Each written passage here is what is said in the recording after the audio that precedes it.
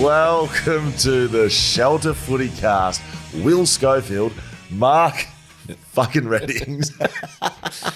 Just put it up. I don't need to throw it up. Just put it up. I want a photo up on this screen right now. Wow. Mark Reddings, live from the Hippie Club. Ladies and gentlemen, welcome. Great to be with you. BackChat Studios, blah, blah, blah. I just catching up with my good friend Ryan Davis last night. We said, we go to Adelaide. Let's go to the Hippie Club. It might be open. Yeah, let's go.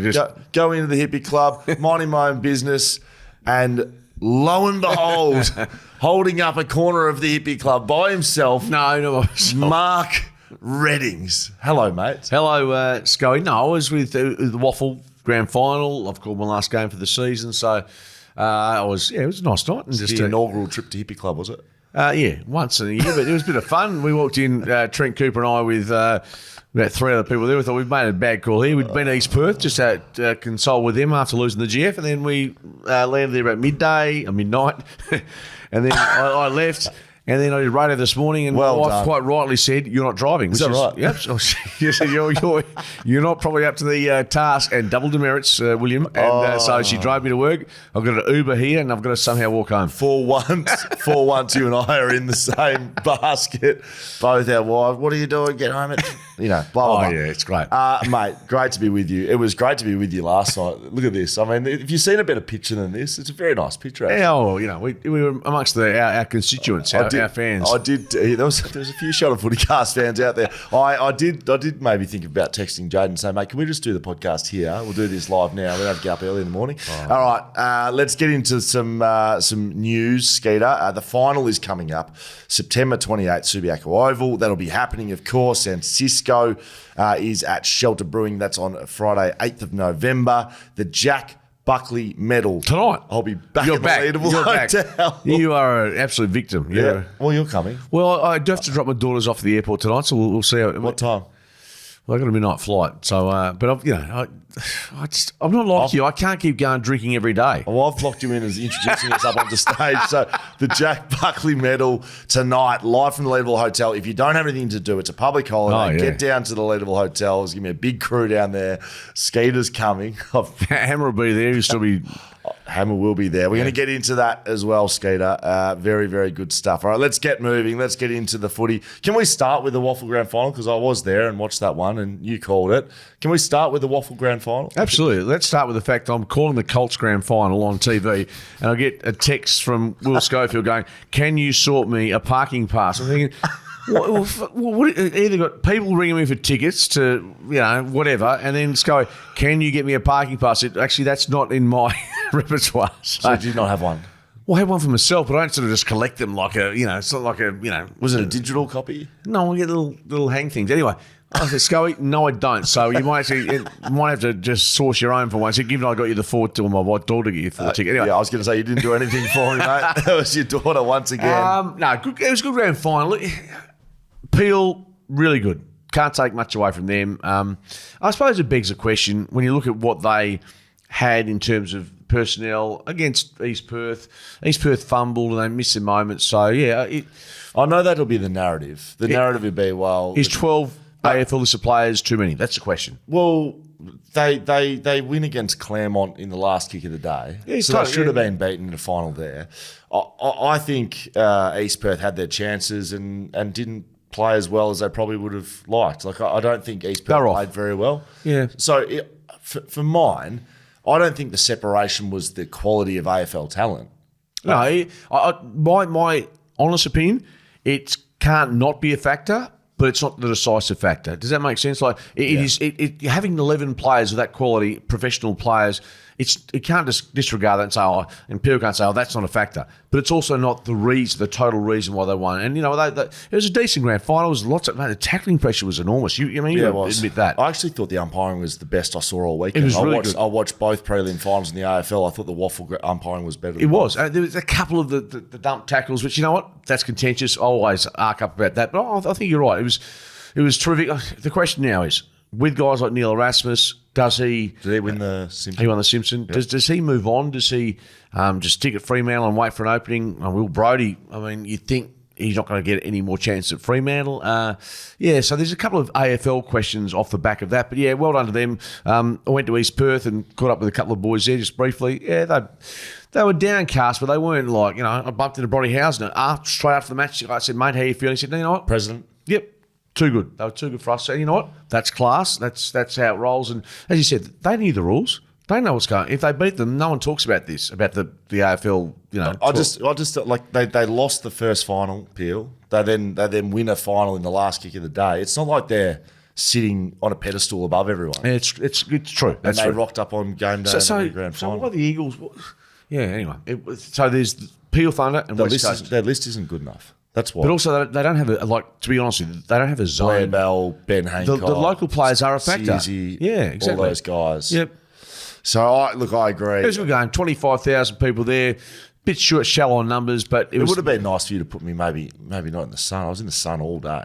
Well, you blame my door on that. I was just trying to call two games of footy and get to the hippie club. Yeah, correct. And we both succeeded in that. Absolutely. All right, so Sarong wins the best and fairest. I don't think we've chatted about that. No surprise. That was pretty straightforward. You were big on Gov all year, winning the John Warsall medal, and rightfully so. He was terrific, which puts him. It's amazing. I actually looked. Never won one. Yeah, 5 All Australian jumpers, but never having won a John Warsall medal. Which is a backman, mate. This is why we do the Jack Buckley medal. Backman, it's difficult to win best and fairest, and it's certainly impossible to win Brownlow medals. Or more so Brownlow. But you've seen, I'm sure Darren Glass has won one or two. Eric McKenzie won one. Yeah, so it's not. Yeah, I think that the metrics for what you see in a fairest and best is obviously different to what we see in a Brownlow tonight. But bottom line is, you're right. Gov deserved to win it. He spoke about the future. We still don't know who's coaching them. Your man, Stephen King. Yep. Seriously, obviously went through an episode this week. So there's I just keep hearing medical episode. Do we know what happened? No, I don't. Whether it collapsed, he fainted, he had a heart palpitation. I'm not sure, but hopefully that is not going to come into the Eagles sort of. It was absolutely bizarre that West Coast put out a tweet about this and a statement wishing Stephen King all the best. And what do you think that says or suggests? Nothing. Just a. He's got the job. I've been saying this for. He's got weeks. the job. Well, why? Why on earth? And this is and I love the respect being shown, but why on earth would West Coast put out a statement about that? Well, because everyone knows he's going through the process. Look, you might be right. He'll be appointed probably this week, given your confidence. So and I'll be honest, Skipworth, McQualter, I've got no one actually. We can talk our way around it. None of us have. I've never met any of them. So I don't know Stephen King either. I've pinned my hopes to him, and I've just been rolling that for the last 4 Well, weeks. you pinned your hopes to Port Adelaide as well. Yeah, okay. All right, we're going to get into that in a little bit. Don't worry, we'll get there. So Stephen King, I'm not sure that'll affect what's going on there. Shannon Hearn returns to the club, so he is coaching development. Fundamentals. What does that mean?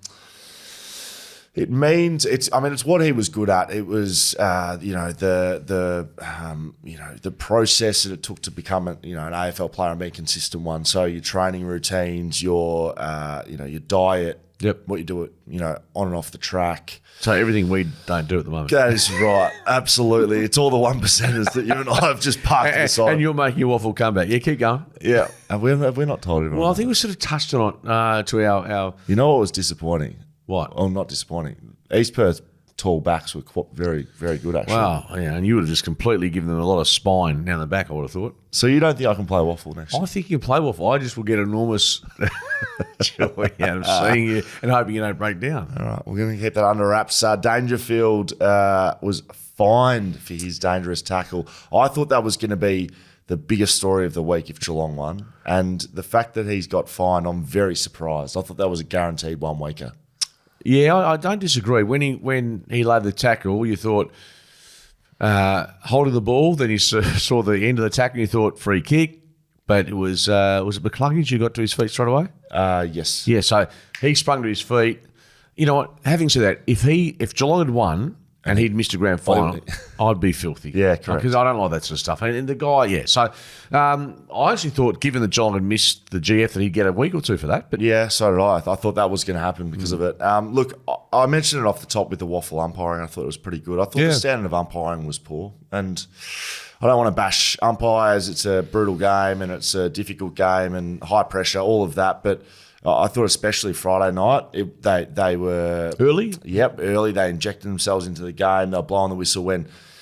some 50-50 calls, which, again, it's no different to missing kicks early for players under pressure or, high tackles when they should be using better technique. But I don't think I can just sort of drive by it and go, oh, well, no, it's all good. Umpiring was poor, especially Friday night. And even Saturday, I don't think was amazing. That being said, it didn't affect the result of the games. No, I understand what you're saying. And yeah, I think there are more important elements to Friday and Saturday. But yeah, and so I think the decision on the umpires, the GF umpires will be made, the next day or so? It was probably made already, but made public. So, yeah, that'll... If Friday night's umpires are umpiring the grand final, I would be very surprised. Yeah, no, you were very critical. You were. No, shit house. On radio. Yeah, you went hard. No, you did. I'm just saying you went really hard. I'm just. What time have you been up for on radio? Like, what time have you been up since? The alarm went at 5:45, and I thought that seriously must be like, no. I was out with my good friend Davo, and I said, he said, mate, how you going? I said, oh yeah, good. He goes, oh, I'm just driving to the airport. Great to see you. And I said, mate, I'm about to do a podcast with Skeet. And he goes, oh my God, I was leaving and Skeet was out the front arguing with cab drivers trying to get a cab. Well, I'll tell you what, let me just put this on the record. You're going to go to Bali and they want to charge you 100,000 rupees, 4 million rupee to go from like down the road. These blokes last night were doing the same thing. I said, mate, I'm going to Mount Lawley, give me a spell. I got $50. It's a $10. So, no, one of these cab drivers get no work. So I just got an Uber and got in trouble that way from my wife getting home. She goes, text me, where are you? I said, well, I've been waiting for a cab for 4.5 hours. Will Schofield, marketing shot of FootyCast. How come I always get this shit? Alex must have got young kids, at least want to grow up. Oh, don't worry, I'll be in the shit. Don't worry about that. I've got out of the house before I could get in trouble, so that'll be fine. I ordered an Uber at 10 p.m. as well, same as me. All right, so Sydney, Port Adelaide, 36 points, the margin in the end. Sydney smacked my team, the Power, in front of 44,000 people at the SCG. I thought it was a real... bullying almost from Sydney against a midfield of Port Adelaide that looked like they'd played their grand final last week. Yeah, it felt like a one and done. Straight after they'd beaten Hawthorn, and we get a lot wrong with it. That was the one we thought, well, you're right. What I will say is Sydney controlled the ball so well. I think they took 130 marks. Now, that's huge. That's massive. Yeah. And they managed to quell Port's midfield weren't horrendous by any means. But what I think they need to look at next year, and clearly they couldn't, Radigalea is not a forward. No. I don't think we can, from a Port perspective, think he's going to be the panacea for what goes forward. He got recruited as a backman. Of course. Charlie Dixon, with all due respects. That'll be his last game he plays. He's probably gone. So they need to find, obviously Todd Marshall was injured, the concussion. So, yeah, they've got some list changes required. Ken Hinkley is quite prepared to take the heat. He will be there next year if what you're hearing at Port Adelaide is right. So that for me is a little strange. So on the surely that wasn't make a prelim, you keep your job because he was contracted. So it seemed though Koshi and the crew at Port Adelaide, once they'd won that semi-final and they made the prelim, he was keeping his job, and they came out and forcefully said that. So is that sort of saying James Sicily kicks that goal and they lose that, then Ken Hinkley's out the door? Like, that's what it felt like. Well, we thought that. Now, we're only guessing from the outside, and maybe they're a far more stable club internally and have a lot of faith in Ken, as they have had. I mean, let's be honest, he's been in charge for a decade? Is that around that mark? Yes. So hasn't made it to a grand final, been almost annually in a prelim or in the second week or third week of the finals, but they haven't quite made that next step. So do you regard that as success without the ultimate, or do you say that's a failure given where they are aiming to get? I think it's pretty close to success, to be honest. Like, you get one grand final winner every year. So John Longmire will be in his fifth grand final. And he flags he's won? I think it's just one. So did they win 12 or 13? They won 12. So I think he's been around the mark, but just won one flag, from my reckoning. Lost 13 to Hawthorn, lost 16 to the Bulldogs, lost 22 to Geelong. Yeah. And 24, we don't know. So as good as he is. This is what I'm saying. So everyone loves John Longmire, but he hasn't done anything much more than Ken Hinkley in terms of, okay, he's got them to grand finals, but they haven't won. So everyone, the storyline that rolls around Ken Hinkley, he's a bad coach. I think he's just as good as John Longmire. And I think John Longmire getting them to 5 grand finals is incredible. Exactly. I think, and Ross Lyon, when he was at his, zenith as a coach, and I think with the list he had, all you can do as a coach is get them into a place of contention. And then moments. Exactly. And that's why Chris Scott, I know they failed at the second last hurdle at the weekend, but yeah, I think, I had this argument with Carl saying, Chris Scott won one in his first year, took him 12 years to win, 11 years to win another one. I said, well, how many flags do you have to be regarded as a really good coach? There's only one winner. Exactly. There's one winner, and the AFL is designed to have, theoretically, 18 different winners over a span of 18 or 20 years. So, no, I think you'd have to say Hinkley has been a very good coach for Port, but there's still a question. Until you win one, and put it this way, if Adam Simpson hadn't won in 18, would he have lasted till 2024? Well, no, and we'd be talking about him in the same breath as well. Exactly. And Nathan Buckley didn't win one. Yes. Ross Lyon has one. Doesn't make them bad coaches, but correct. That's just the way the landscape is. Very good. There were some great players on the weekend. I thought Chad Warner was probably their best. He had 21 disposals and 2 goals, but the influence he had from the touches he had was very good. Errol Goulden, 27 disposals. Isaac Heaney, good again, 24 and 2. Rowbottom, 11 tackles, so he plays his role. Joel Amadi was very good. A lot better than, in fact, their forwards were better. I guess, without jumping the queue a bit, the story of the week for Sydney is Logan McDonald.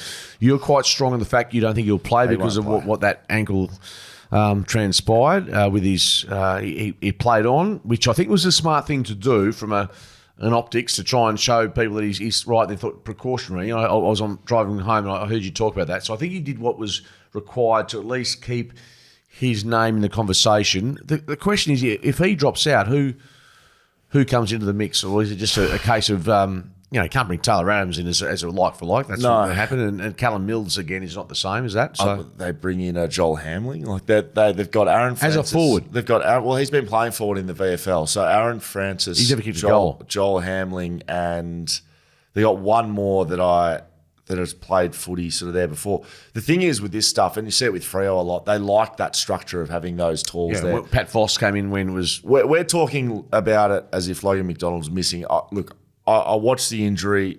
I watched him at 3/4 time. I watched him come on and start the 4th quarter. For mine, that injury is a bad one. The way the ankle clicked out, I reckon he's torn his syndesmosis, which is the ligament you do when you do it that way. It sort of flicked out one way. He would have been, given he was dropped for the 2022 grand final, his mindset would have been, I need to get back out there. Rightfully so. If I come off the ground and get subbed out right now, I won't be able to use the argument of, I came back onto the ground and played. So he did that, but he looked proppy as. He took a mark, kicked a goal straight off the ground. I just don't think he plays, which is just, it made me sick watching, because all you do in footy is play to play in grand finals and to try and win premierships, and that's for coaches as well. Just having a look at it. And Logan McDonald, I think, is not going to get another chance to play again this year. I don't know if he gets up. I hope I'm wrong too. Yeah. I mean, no one wants to see anyone miss a grand final, particularly a young bloke from Perth who he's had some moments this year where he's missed a couple of late shots on goal where, so for him missing the grand final 2 years ago, hopefully, I'll give you 2 words. Yes. I've got no idea if this will work, but hyperbaric chamber. Does that make sense? Isn't that what they use during grand final? The hyperbaric chamber. What are they going to do there? Well, we just put him in there and like an astronaut, just to let him float on air. High altitude, you reckon? Whatever you do, just put him in, jab him, do whatever you do. Cotton wool, get him going. That hyperbaric chamber. Some no dose, I don't know. Is hyperbaric's one word, I'm assuming. Yeah, of course it is. That's what Fraser, grand finals, you must have, even as a young bloke, heard guys like Fraser Brown try to go through. I've got no idea what the hyperbaric chamber does. Makes no sense. Sydney, too good. My team, Port Adelaide, out talking about my side. Brisbane defeat Geelong by 10 points at the MCG in front of 93,000 people. What a prelim final this was. It was a beauty. This was an incredible game, and I'm not going to carry on like a pork chop, other than say I did tell you so, Skater. Geelong couldn't win the flag. But Brisbane, I think really, deserved this win. Like that, it was a brilliant game of footy to watch, and I love watching it. You said brilliant game. I'm totally honest. The first quarter, it was lackluster. It was Errors. Lots of errors. So, Yeah, but that's pressure. That's finals pressure. Maybe it is. I don't think there was pressure on some of the mistakes I saw. But let's put them in the start, Yes. and let's work to the second half was enthralling. It was a great game of footy, and Brisbane's character and what they have done in the past 2 weeks to come from 44 down against the Giants and win, to come from, it was 19 at half time, and they were never out of the game, but they looked as if they were I think they dropped 4 goals behind at one point. Cats kicked 7 goals to 2 in the second quarter, and big Geelong fan Riley, being our run sheet maker, says umpiring mistakes got Brisbane back into the contest. Is that right? Stewart bumped Cameron Mark out of bounds. Riley will be filthy about that. But yeah, they were all over them. Brian Myers kicks the Lionel Messi sort of assist. It looked like anything they did turned to gold, and it really looked like Brisbane. So that's why I thought it was a good final. Brisbane looked done, dusted, see you later, it's all over, and they were able to fight their way back into the game and bloody win it. Absolutely. And look, going into the latter stages of the match, Conor McKenna, his little dinky kick, the Irish Gaelic kick around his body to set up a goal. And I know, I'm sure it hasn't been spoken of, but the tackle and defence by Payne, with about a minute to go, I think it was Duncan running into an open goal. Yes. And he kicks that. Yep. They're within a kick, and the game is certainly back in the balance. But that, to me, was a huge moment in the match. So I thought Brisbane showed enormous character. I thought Oscar McInerney, having dislocated his shoulder twice, obviously not playing on Saturday, which is sad, so sad for him. He's just been enormous for them. That was amazing. He came back onto the ground. Yeah. Like I know everyone's sort of singing his praises, but to come back on after fully dislocating his shoulder. So I don't know. So I've done both of my shoulders. I'm trying to describe it. So the fact that he was in the ruck means that he had to keep his shoulder away from any contact while rucking. So if it was his left shoulder, he couldn't bump his opponent with his left. Yeah. And he had to tap with his right. So to hold off with his right and then do that for long enough, that meant that Joe Danaher didn't have to be the ruckman for the entire game. Like, he did well in the last quarter, Joe Danaher, and he battled pretty hard. But just to keep coming back out there, Oscar McInerney, if they do go and win a flag, they owe a fair bit to him. Absolutely. And you're right. And look, you talk about, you could see the point of his shoulder popping out. So, full credit to him and what he's done, and he's going to be an inspiration, hopefully, to his teammates. Darcy Fort probably gets the chance to come in his place. But yeah, just cutting his shoulder. I mean, I just had my finger playing basketball. I went to Purslow funerals. So I did put it back in myself. But yeah, I never said I had a big heart. I just said it was a kind heart. Oh, gee, that's very good. Max Holmes again. So I just feel if Geelong had won this, there would have been stories galore. So apparently they had viruses going through. And were you talking about the prelim in Perth 3 years ago? No, apparently it's happened this time around. You know what? Is that Chris Scott saying that? I don't know. I just read it. At the end of the day, you got to give credit to the opposition. I know they had a couple of injuries as well as Brisbane. That's what happens in footy. Max Holmes, so he looked like he'd done his hammy. Yeah, hammy. He's trying to come back on the ground. Blick Sales looked. You're right. I think in terms of the grand final, the right team got through despite McInerney's injury. I think Geelong looked as if they were on their last legs. Yeah, I agree. There was lots of big moments in this one. Cam Rayner, I thought that's the best game I've ever seen him play. But he's one of those players. I think at half time he had less than half a dozen possessions, but he can just turn the match, can't he? It's a good point. But the moments he had. Totally, yeah. Didn't have to have 30 touches.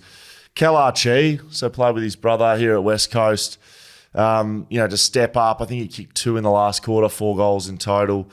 Did he kick 4 or 3? Whatever it was, that was outstanding. Cam Rayner he had 12 touches in the third quarter and kicked 1 goal, and had 5 clearances or something. So he just turned it on for them, turned him into a new side. Jack Payne's tackle on Mitch Duncan, you are right, it was incredible. So Yeah, I agree with you. I think as those two games lie, Brisbane-Sydney is the game that needed to come out of it. Is that getting excitement for people, Brisbane-Sydney? Well, first all-interstate grand final since 2006. And I've sent a condolence card to Neil Mitchell, who's on Twitter just bemoaning there's no Victorian club in there and how tough it is. Did he go back? He double dipped? Did he? Yeah, he had a bit of a whinge. Did you have a? No, I didn't. I didn't reinsert yourself? No, but I mean, look, you're a Victorian. I love. You're a Canadian. Yeah, I am.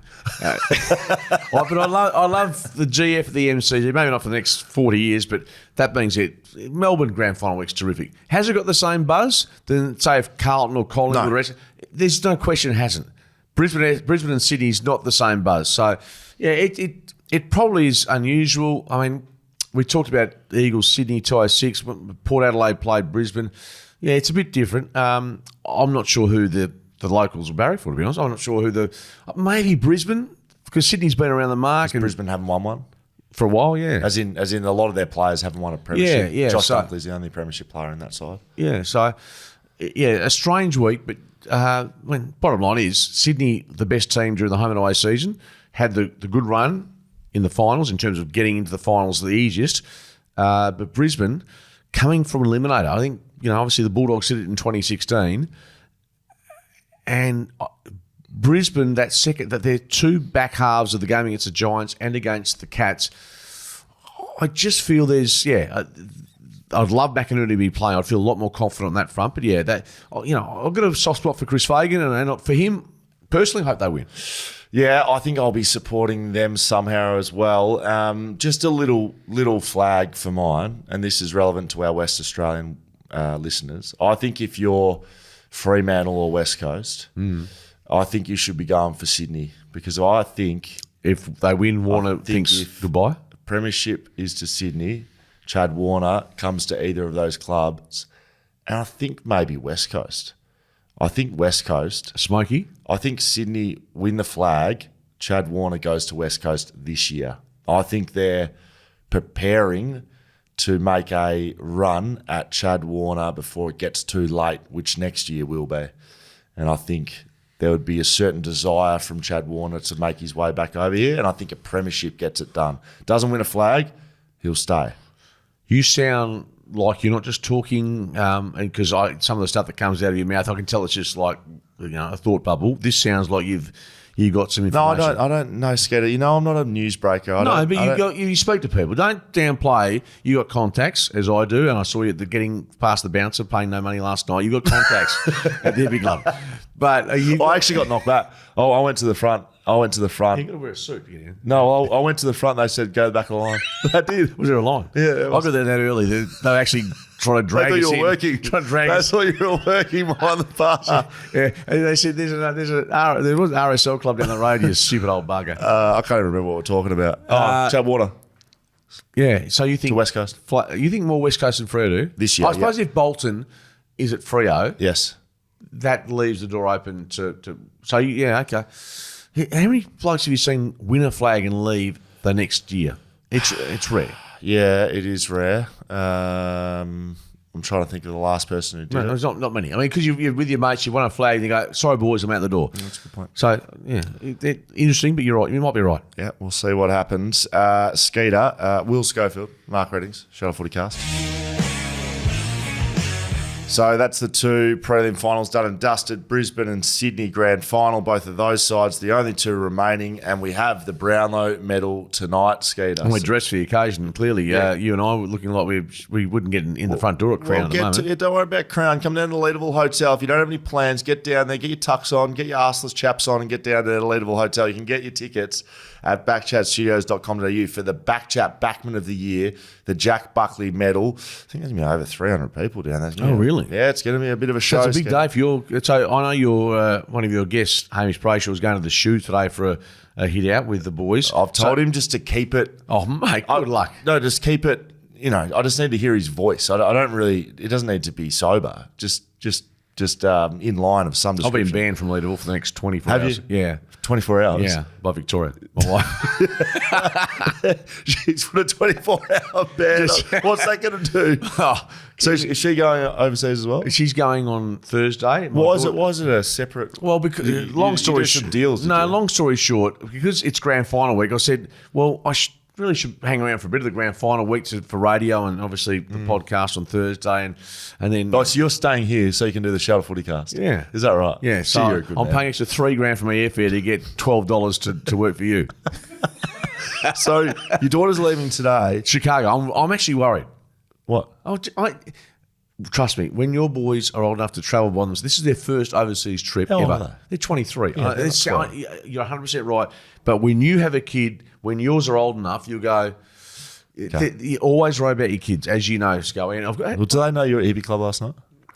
Probably. They were in bed at 8 o'clock, and here I am getting home at 3. So they would have been worried about you. They would have been worried for your safety as well. Skeeter, the Brownlow medal. Yes. So the BackChat Backman of the Year will be announced tonight at the Leederville Hotel, but we will be watching along with the Brownlow. Off the top, do you have someone do you think will win it? I don't get, to be honest, I don't study as hard as many, but I think if you put a blanket over Dacos, Cripps, I think they're the two that'll probably poll the best. But it's going to be Lachie Neale might bob up with numbers. He's a proven vote poller. I don't know who you're strong on, but I think Dacos, given last year he had injury late, I think he probably will win it this year. That's my gut feeling. But Yeah, I was sort of saying Dacos pretty early. I'd like to see Bontempelli win it. If you ask me like who I'd like to win it, that doesn't mean anything. I think Dacos will win. I've got a bit of information in front of me, some smarter people than me doing a bit of research on it. 39 votes this leaderboard has Nick Dacos getting. 39? 39 Nick Dacos. Isn't that must be up near the top end of... That's biggest ever. 35 Patrick Cripps, 32 Lachie Neale, 32 Isaac Heaney. That's a lot of votes for a small group of players. Absolutely. Zach Merritt to round out the top 5 if you are playing along at home. Yeah, I just think Dacos, one, he's had an incredible year. Two, doesn't have too many that take votes off him. Bontempelli has Treloar. Not this year anyway. Yeah. No. So like who else gets votes at Collingwood? I don't know who does. And so locally, Caleb Sarong probably polls best, and even though he didn't win the John Walsall medal, Elliot Yeo probably in the midfield finishes, I reckon, top of the pops for West Coast. Yeah, but not challenging No, I'm just saying that, 100%. It's going to be, I think, yes, Carlton, Collingwood, maybe a Quinella there, possibly. Okay, very good. We'll tune in to that one as well, Skeeter. Are you going to watch the red carpet with Alex? Not with Alex. No, we have an event on. No, but there's... We've got the purple carpet down at Leederville Hotel. Okay, the Tab Touch purple carpet. But so the spray tans, all that stuff's happening as we speak. Is that what you're watching? Is it the spray tans? Or? No, I'm just saying that this is it's a long process for the girls. You got to feel sorry for them. Whereas we just say, okay. Alex does spray tans. Well, none of that. She's done my daughters, and that's all part of the business. Yeah, no, I wouldn't want to get involved in any way in sort of frocking up, Skeeter, because you and I. Have you been to a Brownlow medal? I've been to one. Yes, have you? I've been to one as well. Yeah, one and done. I was done at the end of it. I'll tell you. But why were you at the table? How many votes did you poll? Excuse me. How many votes did you poll? What are you asking? I'm asking you how many votes did you poll tonight? You asking what I was doing there? What the fuck were you doing there? What were you doing there? What were you doing there? What were you doing? Same as you. I was on an AFL list. What were you doing there? Covering the AFL for the media. You weren't doing shit. What were you doing there? How many votes did you poll? None. Same as me then.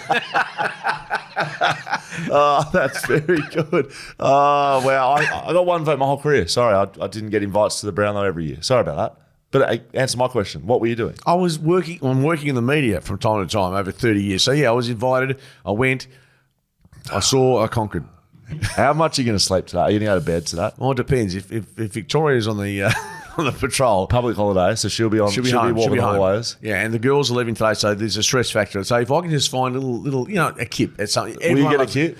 I'd love it. I love a kip. Yeah, same. So will you get one today, or will you be on the tools when you get home? Well, what I'll do is I'll say, look, I'm going to do some study for next year because I've got no more games of footy to call. So I'll just try and make up an excuse, basically, to get up to the media room and sleep. I tell you what, the media room, that's just code word for the drinking room and the sleeping room. Will Schofield, Mark Redding, Shuttle FootyCast. All right, boys. Oh, let's get some and emails. girls. Yeah. We've got some. Look, I would have liked a bit of feedback from listeners. As I said, just seeing Skeeter out at the hippie club. If there was anyone there that did see us there, I would like. Oh, you were taking selfies, you were taking photos. I wasn't doing anything. You were doing TikTok and all that sort of paparama. Usually good for a laugh, but Skeeter emceeing a cabinet making awards night, pure gold. Will he be the voice for the platform announcements on the new Ellenbrook train line once it opens? I am. I do the Metronet. Yeah, that's me. No. Yeah, I do. I work for the government. Yeah. Well, I do. I invoice. Excuse me? Yeah, so I do the. It's like Metronet. So I do an ad. Give me a line. No, it's like the new line to Ellenbrook is taking shape as part of your Metronet 2025. So you're not on the train going next stop. No, I stand Claysbrook. I stand in the studio at Channel 7. I go, hello, blah, blah, and then I just talk Swahili for 30 seconds. Oh, my goodness gracious. I mean, Why do we have to go back to the cabinet makers function I did 3 years just ago? reading the comments and questions from people. Good call, Zane Trusco. Most fans would have liked to see him get another year. I thought that was a stiff one. It's a 50-50 call, yep. Jermaine Jones only played good footy as half back for Eagles. Elsewhere, he didn't perform, and this year they tried him as a pressure forward, defender, and midfielder. He was disappointing. Correct. Then there was the match where he didn't put his hands up on the mark. Really poor. I saw him on Eagles Coast podcast with Kelly Brockman, Ryan, and Jones. Brockman and Jones were completely disinterested after seeing that I lost faith they could ever deliver. I didn't see that, so I'm not quite sure what we're talking about there. East Freo should have gone to Fremantle Oval or moved closer to the freeway. They've missed the chance. All-round mess up by several councils and the club. WAFL should have encouraged them. East Freo Council doesn't want the shark logo at the park because it triggers people. Won't allow them to put in a fence so they can't charge. They can't put pennants and cups in the club rooms because it's used by other businesses during the week, apparently. Didn't want the club to be sponsored by mining or oil and gas companies. Restricted use of signage depending on the business. It's a $20 to $30 million government expenditure. East Freo needed to call the council's bluff and play out of Freo Oval to train play at Coburn in the meantime. It's far too much detail and complication for me. I'm surprised I actually got that out. You read that out pretty well, actually. The Sharks don't want to be at South Fremantle home ground, but to be honest, in brief, there should be more ground rationalisation in the WAFL, given all the costs associated. East Perth share with Subi, East Fremantle. Well, they've done all the hard yards. Just the knuckleheads of the council, East Fremantle, whatever, who's involved, just get it done. Get an amicable settlement sorted so the footy club can settle for 2025. They've been nomads for 2 years. A couple of knuckleheads going at it on the show of FootyCast. Like knuckleheads. This is from Luke Pips. Hey lads, football media and punters seem to treat players and clubs differently to most other Australian workers, more than a celebrity status and pay would seem to warrant. A couple of examples. When a player requests a trade, is that different to any other worker moving jobs or opportunity or personal reasons? I've got quite a few to get through here. Yeah, just quick. So if I'm contracted, say, to Channel 7 or Channel 9 or wherever it is, and I've got 2 years to run a contract, again, I've never been through this, but so I'm not sure how easy it is to walk out on that contract and go and particularly work for an opposition, a rival business. I would think it'd be pretty easy. Really? I mean, it's... But if I'm at Channel 7, I've got a 3-year contract up my sleeve. I want to go work for Channel 9. But that's your security. That's not 9. So why would you let? I think footy is that to do with is the underlying theme here that contracts in footy, not the pay for the worth they're written on. When a player is disgruntled, i.e. Petrarca, surely everybody has some disagreements with management, other workers, or the state of the company they work for. Is it really that surprising? Maybe. When a former player so that's me, I think, doesn't necessarily barrack for their former team. It's a former workplace. You can have good memories and relationships with people you used to work with, but how many people go around championing their former employers? Thank you very much. No, you don't barrack against them. No, I don't. But you're not like a full-blown supporter, which that's fair enough. I work in the media. I don't know how many media people. Well, people always say, "Who do you barrack for?" And I'm totally honest. You got more reason to barrack for the Eagles, given your back, Richard. Clearly, I don't really care. I don't really care. And nor do I. I'd love our WA teams. I'd love to see a Derby Grand Final before I die. My kids go for West Coast. Yeah, I love the Eagles. Yeah, exactly. Good on. I'll take them to the Eagles games. And but I think once you work, it's hard to explain. Once you work in the media and you're talking about it every day, as you are now, you lose the fandom. 100%. That's well summed Because you up. don't get to go to the pub and drink piss and watch it. That's why. When a former player sues their old club, similar to the above, you can surely have good memories and relationships with the people at the club and still have legal disputes with the club as a company. Maybe. I think holidays, injuries and public image are different because of the wages and the nature of work. Long story short, why do you think media and punters treat football clubs and their employees differently to companies like BHP, Apple, NAB or Channel 7? Is the drama all part of the entertainment product? I think there's a bit of theatre in it. And because in sport there's the emotional factor. Yes. Which doesn't really, you talk about BHP and all the other companies, which for those listeners or readers, there's not unless you've got shares, I mean, there's not a, footy's, there's business, there's also an emotional factor which comes into play, which I think in other industries you can't replicate. Well, mate, hopefully Victoria's at home just let's hope someone can pick me up. Fluffing up the back. You're going to walk home, are you? Well, either going to Uber again or I'll walk home, which is fine because it's about a 3K walk, but I'll just wander around and... Shout out FootyCast on socials. You can send us an email, footycast@backchatstudios.com.au. Go and get your tickets. Come down to the Jack Buckley medal. I'm going to have a kip as well, I reckon. Couch has got my name all over it in the front room. Well, I might just go and watch a bit of the Kansas City Chiefs play right? In the NFL and just have a little relax and get ready for Thursday for the pre-Grand Final preview. Our exclusive preview on who's going to win the Grand Final. Go and have a water and a sleep. Yeah. Fish.